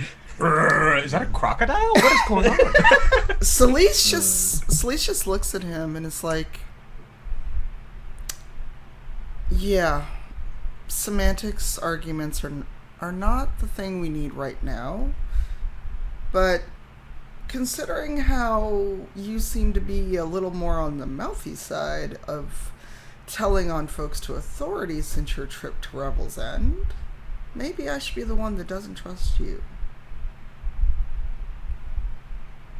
I mean that's fair. I guess I'll just have to earn that back. I'll have to earn that trust back. Well, Says let's while see. hiding a note that was meant for Yeah. Yes, Yeah. yes, I have not told anyone yet. Rubbing it in, DM. Wow, where's that? It's nice for us as an audience to be This is just aware the of all the captions. dynamics at play right here. Like in the Jacquise comic sounds like- panel, these are the captions that just show up above everyone's faces. Like, oh, okay. This is the Masood Cup, baby. Get ready for that audio commentary. Oh, Extra content for patrons. Everything is content. it'll be 7 hours long. Look, you get an hour every week before the show. It gives you all the content. But Selise has not forgotten about Shaka's insistence on wanting to talk without giving her any space. And now we're trapped like rats in a tunnel. She's not real happy with this. I mean, she's Literally no space. No. And she also says to Shaka, so did you know Zaraj had a kid? No, I mean, I don't know. We were all with him for a while. You know, back when we were, fighting in Three Daggers Alley and trading with the Black Network, with Knock Knock and everybody. So either Zaraj didn't know that he had a kid, or this person is purporting to be related to Zaraj. I'm not 100% sure. Yeah. Well, even if she's not blood related, she surely feels as if Zaraj was her father. Trust me, I felt it. Yeah, it's just, man, how could we not know? Well, I mean, he was an assassin. It's not like he was going to give us his life story. But either way, she was trying to take me out and take Kent and Virgil out. And this Haque, whatever. Yeah, I know. So it's like, I mean, she's obviously trying to ruin our name. So I feel like we have to, well, first just get back and just resettle, and then maybe get some more information on this Hawkwinter, family, because who knows? Maybe she's gone rogue, right? Maybe the Hawkwinters don't really want to do anything like negative. I mean, so I don't know. Yeah, we're gonna try to have to get some more information, because I think there's a little more to the puzzle than just. I don't think she has the full backing to avenge, the death of Zaraj. Well, whether she has it or not, she sure feels that she does. Either way, we should get back and see what the situation is at Troll Skull. And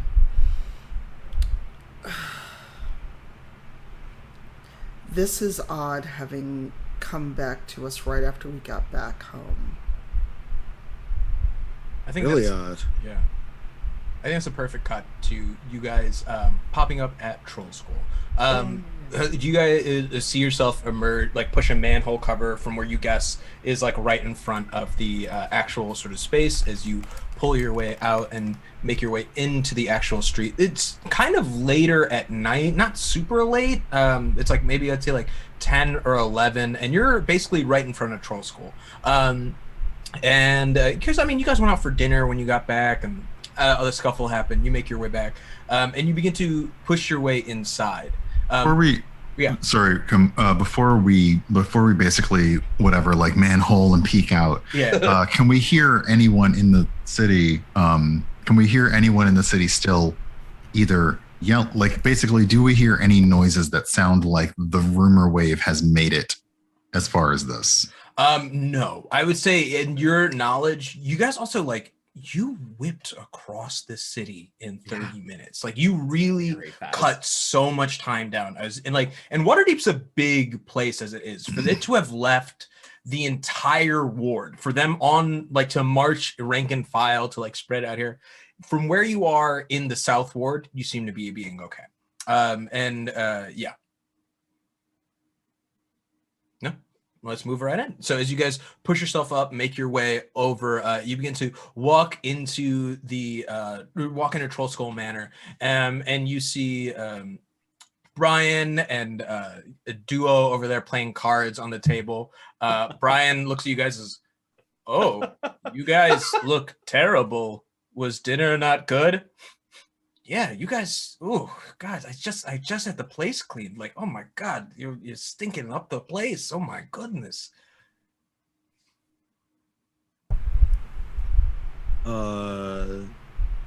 So like Gazrick is Gazrick there?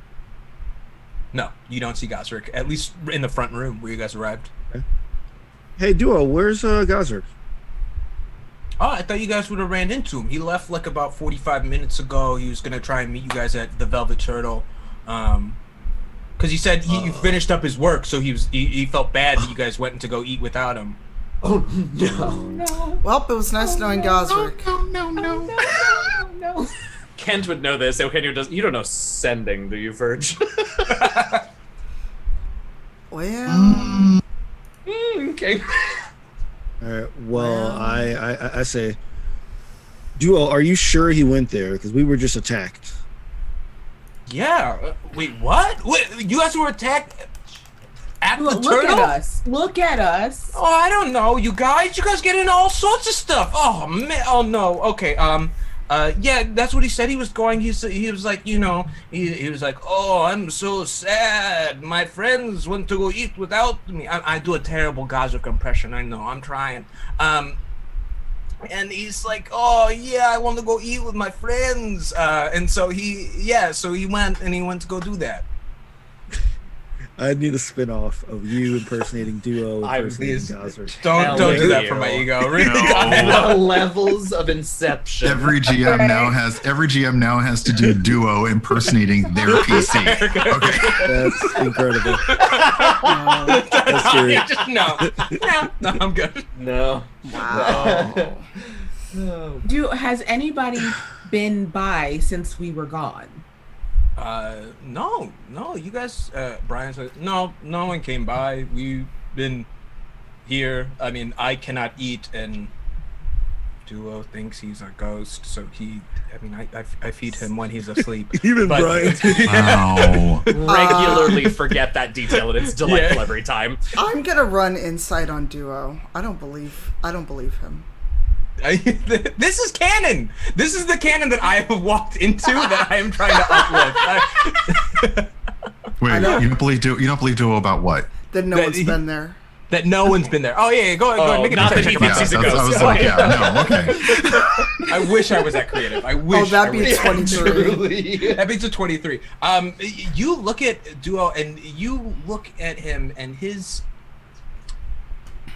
I don't know what Duo's stat sheet is, but I imagine his intelligence and wisdom are both like a 4. You know, like that. But here's the thing about him, Duo. He will cover things up because he's embarrassed. He will try to like hide stuff, but he is not a liar about factual information. He will be like no one. He says no one came here. Nobody came here. Like he would tell you otherwise. Can I do a perception to see, does the manor look cleaner than when we left? Or from earlier this evening? Yeah, go ahead. I wasted that 23. Have the Langolin. Oh, for crap's Langolin. sake, really? Oh, What'd you get? Let me pull it up.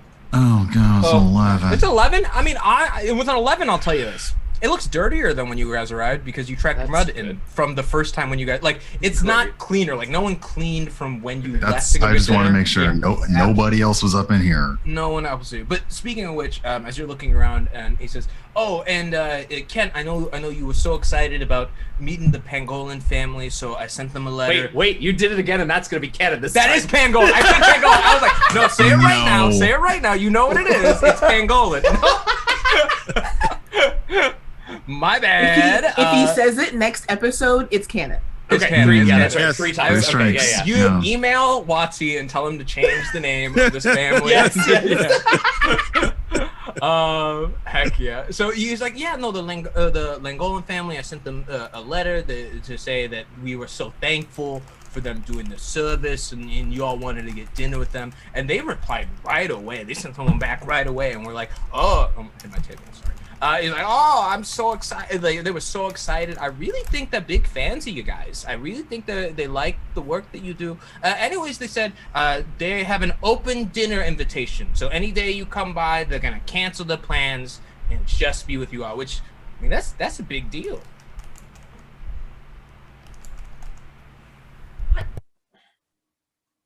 Now, look, I don't mean to disparage the accomplishments that have been achieved under the banner of the Rivals of Waterdeep, but have you all ever been courted quite so hard by famous, powerful families? I just sort of want to get a sense of where we are on this is a typical Tuesday sort of scale for you.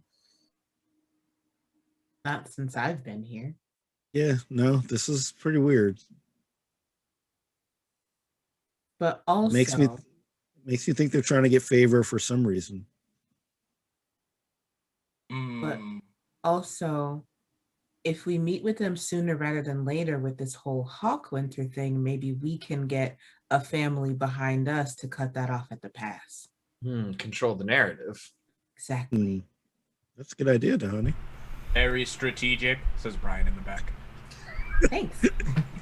Well, while we're strategizing, we should probably bar the doors, because more than likely they'll come here looking for us. But how will Gazrick get back in? He can yell. Okay. Is there I feel like we would know this by now, but is there like a panic room in Troll Skull? Is there like a space that is not obviously accessible to the patrons? Of the Avernus office. The Avernus office. To the Wow. portal. That's the panic room into Avernus. No, I'm sorry. I was not clear. Not a room that induces panic, but rather one. No, I know what you meant, and I thought that's the answer. We go to Avernus. Yeah. We throw them into the portal when we panic. I'm not sure how that's supposed to work. That's good. Right. Okay. Just have a whole Home Alone situation where they just comically slide their way into Avernus. It's just a bunch of marbles leading around all the way. Yeah, that's funny. Okay, all right. So the only one who should be allowed entry. No more guests. No more tourists. No more day trippers. Only Gazrick is to be allowed back in. Oh, wait. You want to cut off our revenue stream? You want to eliminate any tourists? Like, I don't know. You should ask Gazrick. He'd be pretty mad. That's kind of been keeping Troll Skull Manor afloat while you guys are gone. I would rather eliminate tourists before tourists eliminate us. Okay, no Yes, tourists, it's a no pretty hurt. serious. All right. Yeah, it's a pretty serious threat, Duo. I think we need to, it's not about the finances at this point. Guys, you were gone for 2 hours. What kind of dinner was this?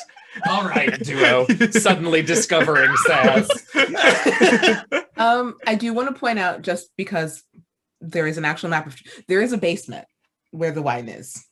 So Yeah, like Kent and Virgil might not know that. So we do have a basement. Yeah, and like I kind of use that to explain like these different areas that we went through. There's areas that were linked to other parts. Like the tavern's pretty like it's pretty big. Like the manor's pretty big. And I talk about like the different floors and different like there definitely are some secret areas that people wouldn't have access to for sure. Yep, you can get to the conservatory from the library. Yeah. Oh, there's a secret passage. That's fantastic. I like that. Yes. As you guys are sitting here and chatting about the space, you hear a knock on the front door. Is it an aggressive knock? I'll give you a sound effect. So no. Okay. Sounds pretty neutral. My God, it sounds just like Gazrick. Yeah. You know what? I will say, why don't we take this to one of the places that you all think is a little more secure, and I can go see who this is without them seeing who this is. He says, pointing to himself. I say, pointing to myself. What are pronouns? I don't know. Okay. So do we all hide in the kitchen like we usually do? You want me to answer the door? Says Brian. It might be a bit of a shock. Yeah, I was about to say, I don't know if I want you. Could be. I don't know if I want you to answer the door, Brian. It's very tempting. I'm gonna do what is this thing called?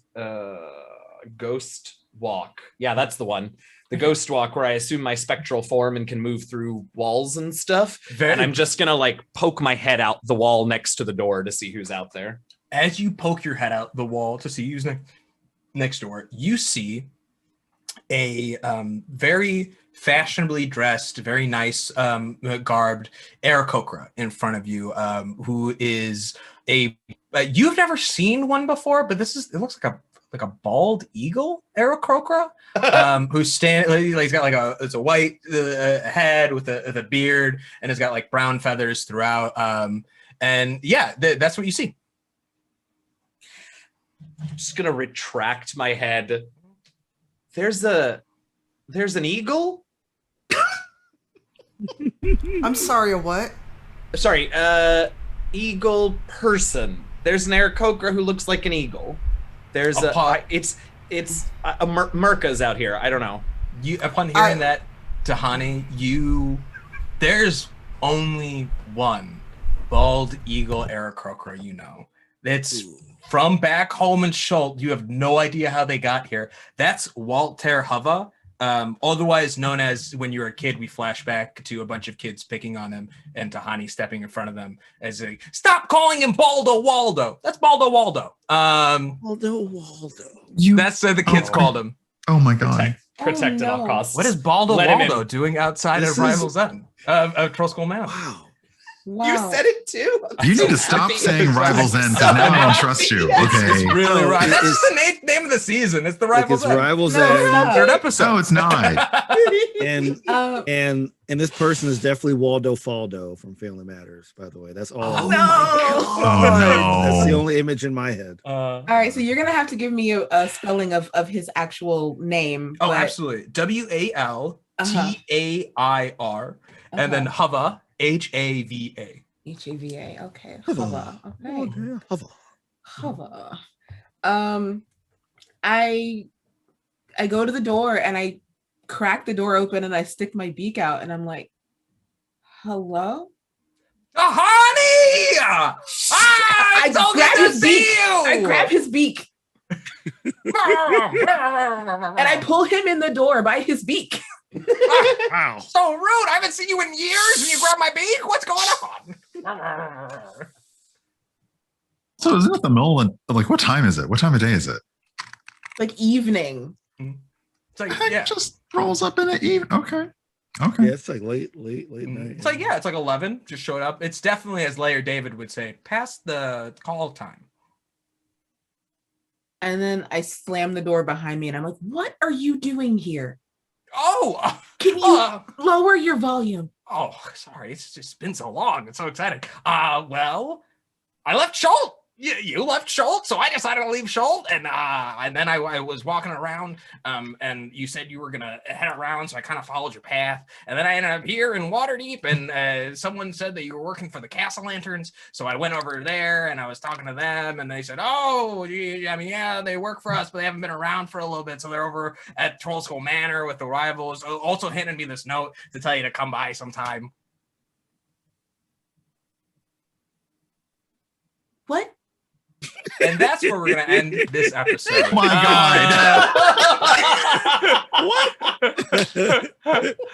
A+, guys, A+. get your questions in for your NPCs. We've got a little bit time for that while we do this. And as we're going around, what do we do? Last week we didn't get a chance to do it. We went into outros. So how do we usually do it? Do we do questions first and then outros, right? Yes. Yeah, questions first usually. For folks who don't know, that's the order, and I now officially know, so I will remember next week. But you can switch it up if you want. Yeah. Oh, you know what? We'll get You're folks in to the check. chair now. Yeah. Oh, that's true. I can't anymore because there's already a question for Kent and Virgil. Now actually, I've been doing a lot of talking. Someone else can read this question. All right. Okay.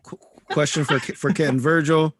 Now that you know there's a basement where the wine is, and the is capitalized. This is serious. How long will it be before it is the basement where the wine was? And how many of your fellows will you recruit to assist you in the plundering?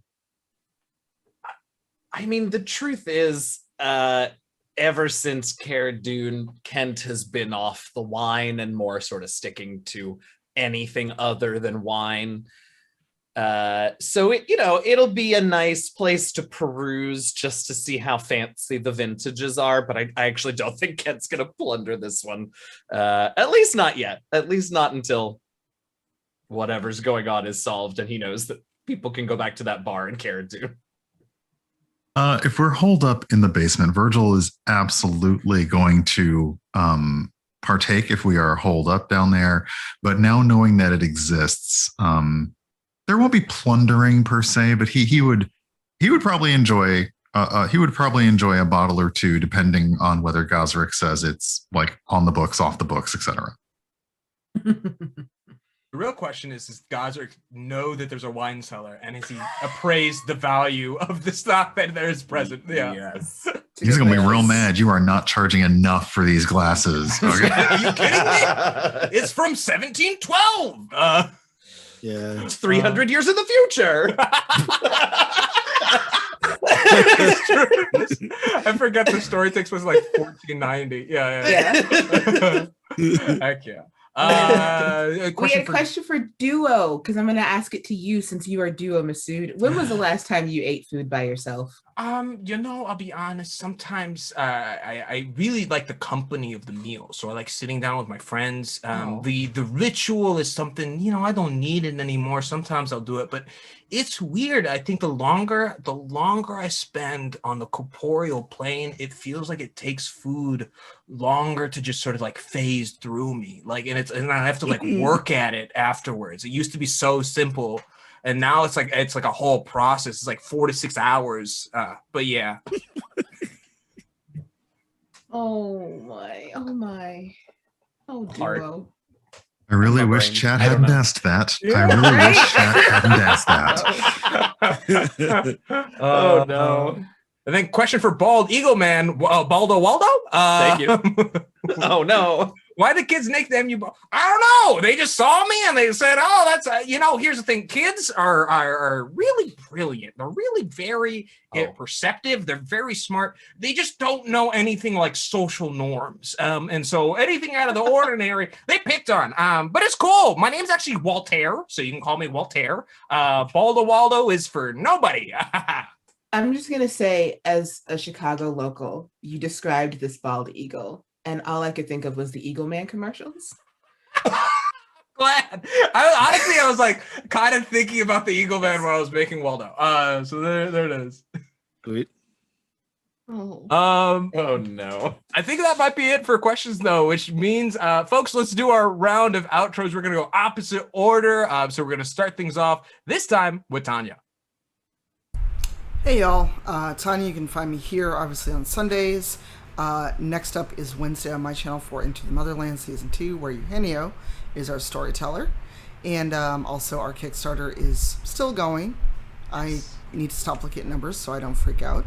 And then Thursday, Black Die Society over on Watsy's YouTube channel. And then Sunday, obviously back here. And Friday, actually, Shareef and I are going to be in a game with Asians Represent over on Gen Con's Twitch channel. And we're raising money for 2 charities. And I'll let Shareef tell you about those charities.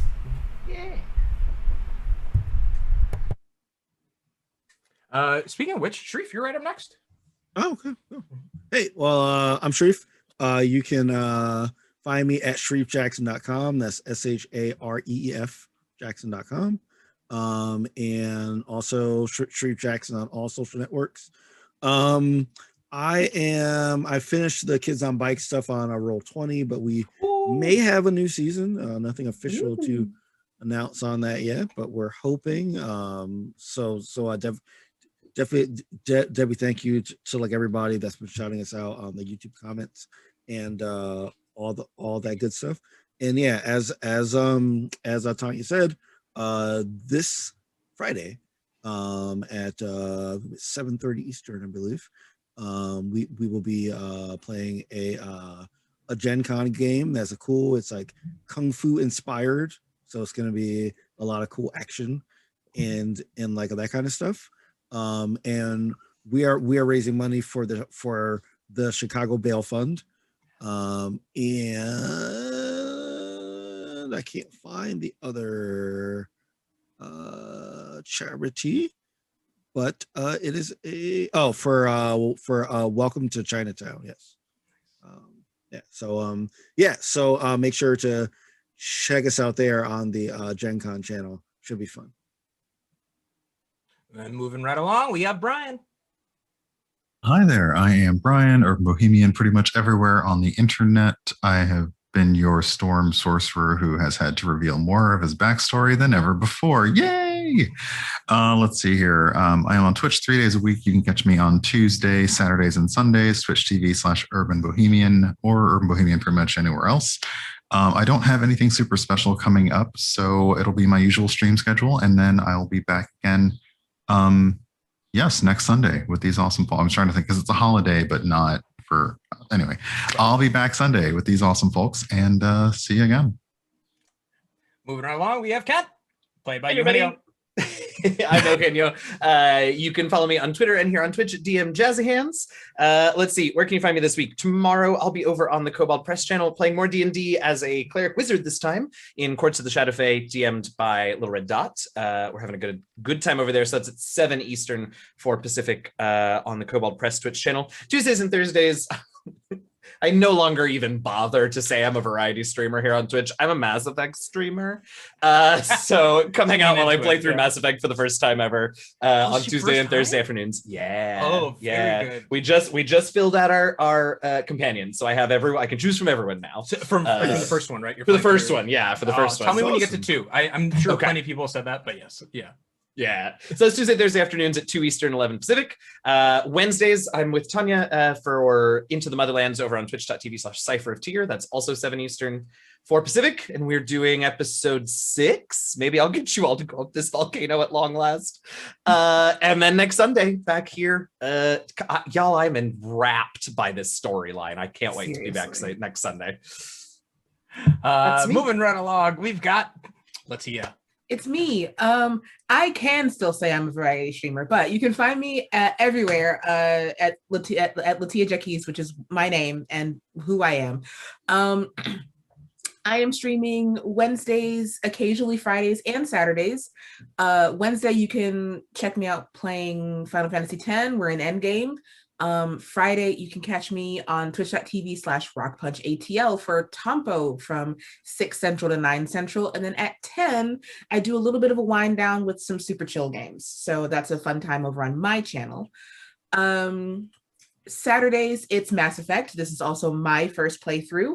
And we just picked up Tali. Ooh, my favorite. So that's very, I'm having a blast. I'm having a blast playing it, and I regret waiting, but now you all get to watch me have fun Never with too it. late. Never too Yeah, late. exactly.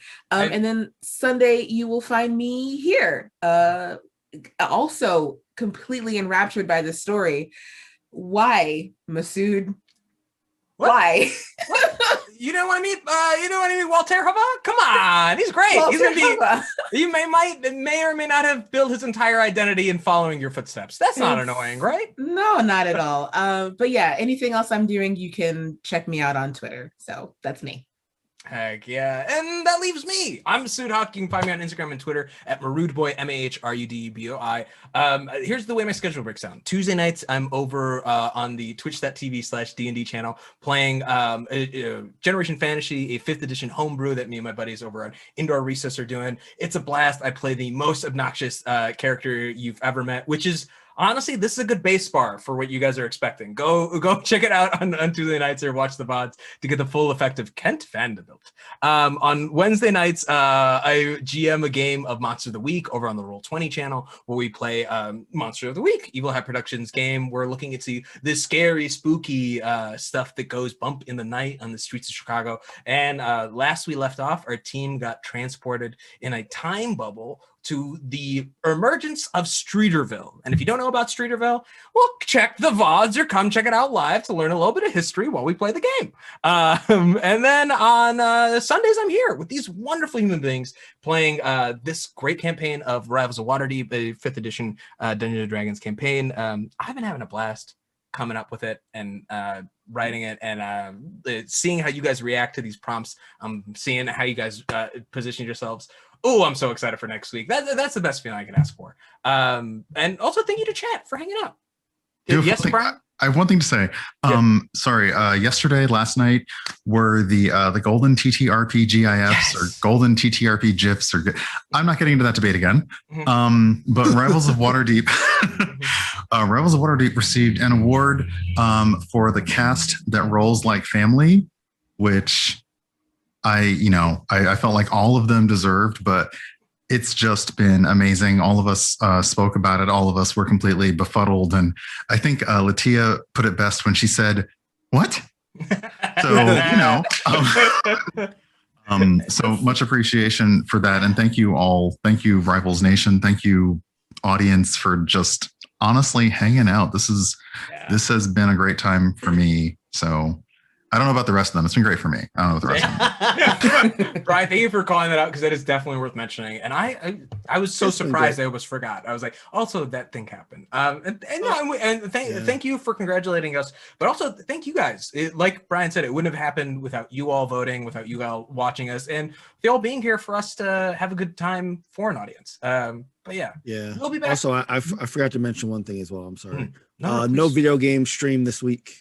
Your boy's moving. Because I'm moving. So so no Spirit Fair this week, unfortunately. But I'll try to double up on it next week. Yeah, I mean, dude, we'll have everyone from the universe send you good energy on this move. Like that, honestly, just focus on that because moving sucks. Yeah, what a bummer.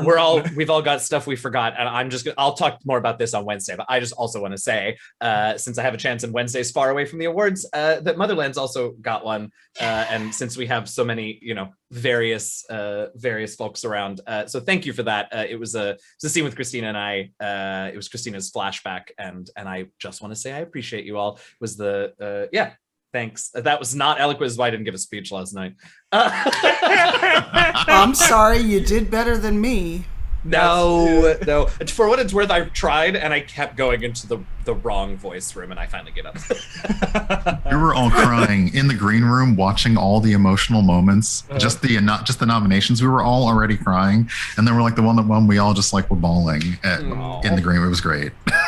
Well, I just wanted to say a thank you since it's so fresh. Thank you for Rivals, for all of you who voted for Rivals, and for that scene in Motherlands, and thank you all. What a cool thing that we got to do. Hell yeah. And we can't wait till you're back with us next week. And until then, check up on the VODs, go hang out on our podcast, go bother us on Twitter. We love to see it. But yeah, we'll see you all next week. Bye-bye. Peace, y'all.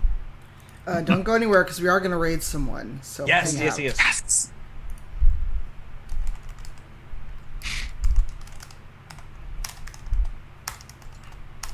I forgot to check the... we are not muted. Not me. We're still alive. What's it? Smile.